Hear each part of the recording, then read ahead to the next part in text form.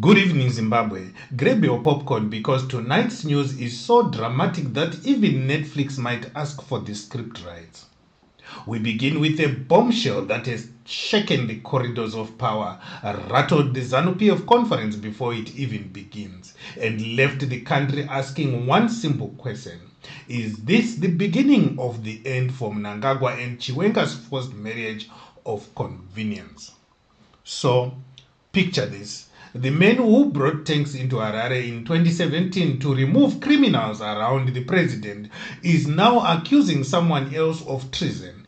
Because apparently in Zimbabwe, the only crime worse than stealing from the people is stealing someone's coup spotlight. Vice President Constantino Chiwenga, the retired general who once believed coups were a patriotic hobby, has turned his bayonet towards exiled political scientist Jonathan Moyo, accusing him of secretly plotting to postpone Zimbabwe's 2028 elections to 2035.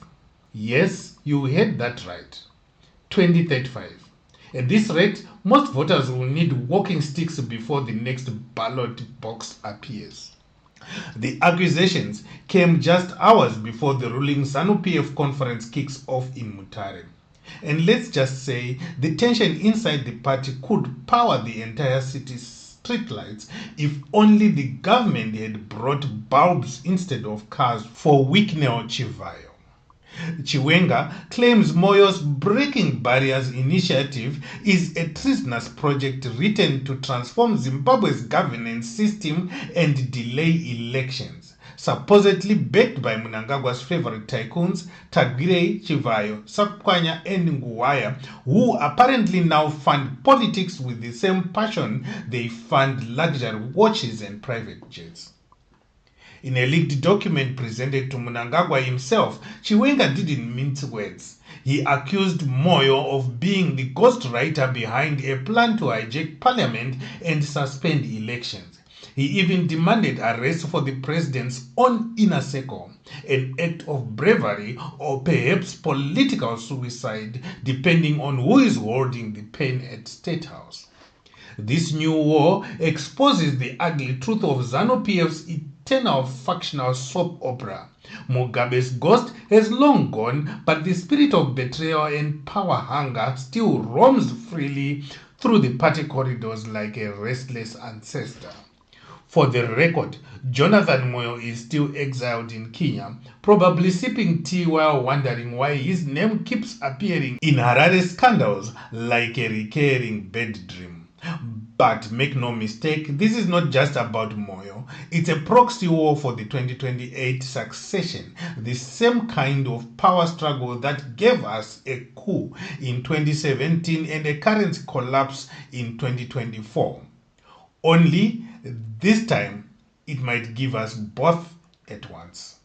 Now, speaking of collapses, the Reserve Bank of Zimbabwe says the country could transition to using only the ZiG, our beloved golden miracle currency, within the next 5 years.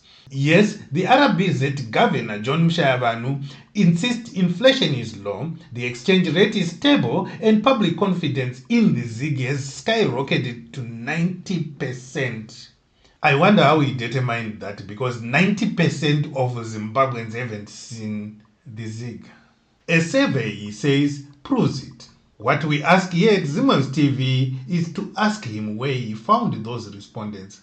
But maybe they were the same people who filled out the 100% voter confidence form for ZEC in 2023. Mushayabanu says by 2030, Zimbabwe will be monocurrency, which is ironic because for a monocurrency system, there sure are a lot of ways to pay. ZiG, USD, Rand, EcoCash, Barter, and Pure Hope. But credit where it's due. If he can actually make ZiG worth holding for more than 1 week, we'll print his face on the next note. Meanwhile, Amnesty International Zimbabwe has reminded the government that protecting children requires more than slogans. They are urging full enforcement of the Child Protection Act, not just photo ops at workshops. Rosalind Muzerengi from Amnesty says the girl child is still at risk of abuse, forced marriage, and poor access to health care. At the event in Mutare, girls from Marange spoke bravely about their struggles, while the men who passed harmful laws were probably somewhere else passing the buck. Because in Zimbabwe, the protection of children is always in progress, but never quite in effect. And while the children are fighting for safety, adults in Harare are fighting for space. The Harare City Council has begun leasing portions of Harare Gardens, yes, Harare Gardens, you heard that right, to private individuals. Once the pride of the capital, now fenced, subdivided, and sold under the disguise of monetization. Soon, you might need a ticket just to breathe the same air as the jacaranda trees. Critics say this privatization madness shows that townhouse has turned into an estate agency. Even the combined Harare Residents Association called it out, saying it's a betrayal of public trust. Meanwhile, Mayor Mafume says the city plans to mobilize communities for recreation activities. Translation: they will fence it, rent it, and call it development. In Mutoko, tragedy has struck again at a Chinese-run mine. A Chinese supervisor named Zilu has been charged with murder after allegedly shooting a local man, Fungai Now. The mining company claims the victim was a thief. Police say he was shot in the back with 10 live rounds. That's not security, that's a firing squad. The company waited 7 hours before calling the police, long enough to draft a press statement and scrub the CCTV. Lawyer Fadzai Mahere isn't buying the story. She's asking the right questions. If they only fired warning shots, how did someone end up dead? And why do so many of these accidents happen when no cameras are rolling? It's becoming a dangerous pattern. Chinese mines, dead locals, and silence from those in power who signed the mining permits in the first place. Before we go further, what do you think, Zimbabweans? Is Chiwenga's treason charge against Moyo a real warning or just another round of political theater before Mutare turns into a war zone of speeches and slogans? Drop your thoughts below. Type yes if you think the generals are warming up for another showdown, or no if you think this is just power games as usual. Across the ocean in Madagascar, it's déjà vu all over again.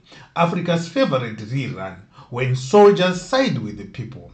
President Rajoelina, the same man who came to power through a coup in 2009, is now hiding as part of his army have joined protests against him. Crowds are cheering soldiers in the streets of Antananarivo, just like Harare in 2017. While the president hides behind curtains and calls it a coup attempt, protesters say they have had enough of corruption, power cuts, and the arrogance of leaders who think ruling is a birthright. The army even released a statement urging their colleagues not to shoot civilians. An African plot twist where the soldiers show more humanity than politicians. Rajoelina might still be SADC chairperson, but right now he is chairing chaos. Meanwhile, in Cameroon, 92-year-old President Paul Biya is back at the ballot, proving that in Africa, power has no retirement age.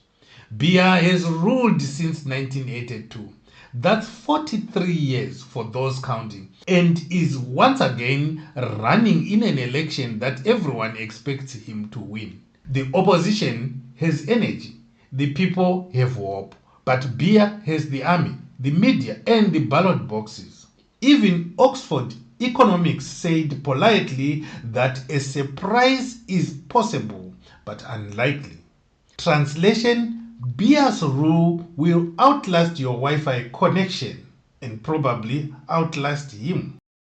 And in Ukraine, President Volodymyr Zelenskyy has called President Donald Trump to congratulate him on brokering peace in Gaza and to ask him to do the same in Ukraine. Trump, fresh from his Middle East victory lap, now has his eyes on Europe's war. Zelenskyy said if one war can be stopped, surely another can. And in a rare moment of diplomacy, Trump agreed to look into it, which in Trump language could mean either I'll fix it or I'll post about it later. But one thing is clear, the man who used to fire people on TV now fires up global ceasefire for breakfast. And finally, in sports, the ever-flamboyant Philip Chiangwa says he's done with football politics. The former ZIFA and COSAFA president says he's played his part and is happy to offer advice from the sidelines. That's right, the man who turned football meetings into fashion shows is retiring his blazer. He proudly reminds us that during his tenure, Zimbabwe qualified for 2 AFCON finals and that education doesn't run football. Knowledge does. Classic Chiangwa, always ready with a quote that sounds wise until you think about it twice.